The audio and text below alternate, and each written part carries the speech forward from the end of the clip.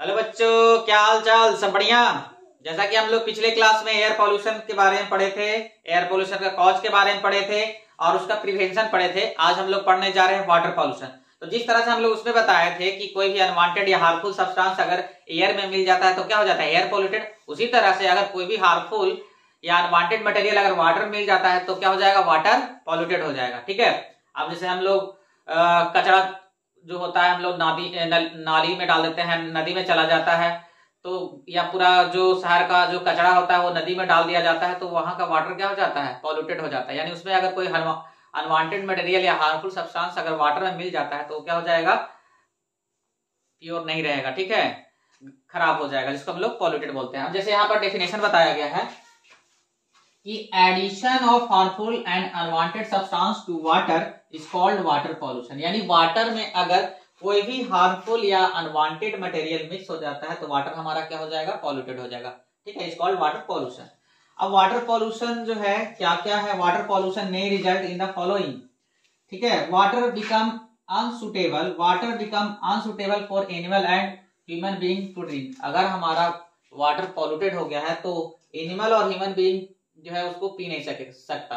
अगर उसको पिएगा तो क्या हो जाएगा, बीमार पड़ जाएगा। तो यही बताया गया है कि water become unsuitable for animal, animal के लिए सुटेबल नहीं रह पाता है, या और ह्यूमन बीइंग, ठीक है, पीने लायक नहीं रह पाता है। ठीक है, fish living in the polluted water. अगर फिश जो है पॉल्यूटेड वाटर में रह रहा है तो वो क्या हो जाएगा, पॉइजनस हो जाएगा। अगर हम लोग उसको खाते हैं, अगर ह्यूमन उसको खाता है, कंज्यूम करता है, खाता है, तो पॉइजन उसके शरीर में क्या हो जाएगा, पहुंच जाएगा। पॉइजन जो बना वो पॉइजन कहां चला जाएगा, उसके शरीर में। थर्ड पॉइंट बता रहा है कि polluted water seeps down and reach the ground water. अब ये क्या होगा, सिप होगा, रिश्ते रिश्ते क्या हो जाएगा, जमीन के अंदर पूरा चल जाएगा, ग्राउंड वाटर हो जाएगा। और फिर उसको हम लोग कुआं के थ्रू या हैंडपंप के थ्रू निकालेंगे तो फिर से तो पानी को हम ही पी रहे हैं। ठीक है, तो हम लोग भी क्या हो जाएगा, बीमार हो जाएंगे। यानी कि वो जो हमारे लिए सुटेबल नहीं है। ठीक है, अब जो भी है, जैसे हम लोग केमिकल यूज कर रहे हैं तो केमिकल क्या हो रहा है, पानी में जा रहा है और पानी क्या हो जा रहा है, पॉल्यूटेड हो जा रहा है। हम लोग खेत में क्या कर रहे हैं, पेस्टिसाइड यानी केमिकल छिड़काव करते हैं। ठीक है, तो वो केमिकल कहाँ जा रहा है, वाटर से मिक्स होकर के हमारे जमीन के अंदर जा रहा है और उसी पानी को फिर हम लोग निकाल रहे हैं, फिर उसको क्या कर रहे हैं, पी रहे हैं, तो वो तो हमारे अंदर चला जा रहा है ना। ठीक है, तो अगर हम लोग पॉल्यूटेड वाटर पिएंगे तो हम लोग क्या हो जाएंगे, बीमार पड़ेंगे, बहुत सारा बीमारियां होगा। तो ये समझ में आ गया कि वाटर पॉल्यूशन क्या है। अगर वाटर में कोई भी हार्मफुल सब्सटेंस अगर मिल जा रहा है या अनवांटेड मटेरियल मिल जा रहा है, यानी हमारा वाटर पॉल्यूटेड हो जाएगा। और पॉल्यूटेड वाटर को अगर हम लोग पिएंगे तो हम लोग सेफ नहीं रहेंगे, हमें कुछ ना कुछ बीमारियां होते रहेगा। ठीक है, पहले के लोग क्यों बीमार इतना पड़ते थे, पहले पानी अच्छा नहीं मिल पाता था, सब नदी का पानी या नाली का कुआं का पानी पीते थे, तो बहुत सारी बीमारियां हो जाता था पहले के लोग को। ठीक है, तो प्योर अगर वाटर पीते हैं तो कोई दिक्कत नहीं है, लेकिन अगर हम लोग पॉल्यूटेड वाटर पिएंगे तो हम लोग बीमार पड़ जाएंगे। ठीक है, तो ये समझ में आ गया। अब इसमें हम लोग सीखेंगे कॉज और प्रिवेंशन। अब हम लोग सीखेंगे cause of water pollution. Cause of water pollution यानी वाटर पॉल्यूशन कैसे होता है। तो आइए हम लोग देखते हैं। Untreated domestic waste thrown into nearby river.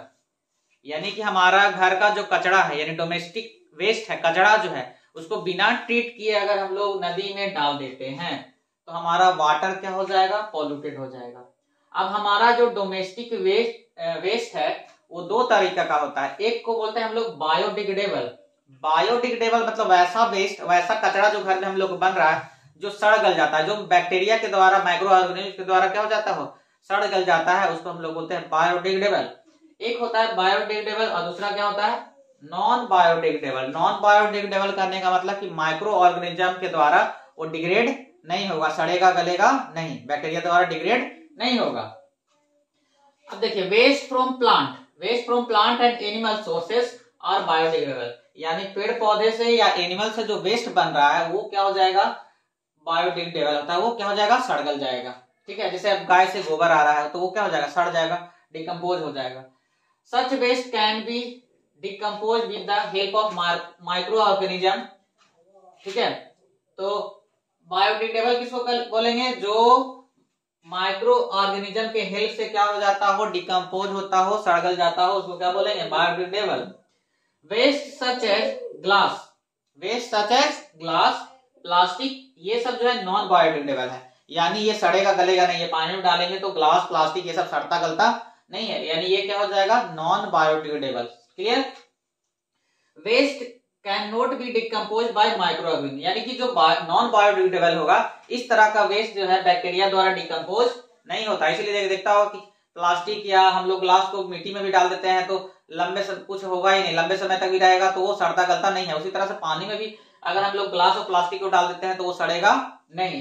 ठीक है, यानी ये किस तरह का वेस्ट है, तो नॉन बायोडिग्रेडेबल वेस्ट है। दूसरा, ये तो हम लोग समझ में आ गया कि अगर बिना ट्रीटमेंट के अगर जो भी हमारा डोमेस्टिक वेस्ट है उसको अगर नदी में डाल देते हैं तो हमारा वाटर क्या हो जाएगा, पॉल्यूटेड हो जाएगा। और इसमें देखें हम लोग दो तरह का वेस्ट, एक बायोडिग्रेडेबल वेस्ट और एक नॉन बायोडिग्रेडेबल। बायोडिग्रेडेबल समझाएं कि जो बैक्टीरिया द्वारा क्या हो जाता है, डिकम्पोज हो जाता है, उसको हम लोग बायोडिग्रेडेबल बोलेंगे। जैसे कि प्लांट और एनिमल का जो वेस्ट होगा वो क्या हो जाएगा, बायोडिग्रेडेबल होगा। और नॉन बायोडिग्रेडेबल जो बैक्टीरिया यानी माइक्रो ऑर्गेनिज्म के द्वारा डिग्रेड नहीं होता है, सड़ता गलता नहीं है, जैसे ग्लास और प्लास्टिक देखें।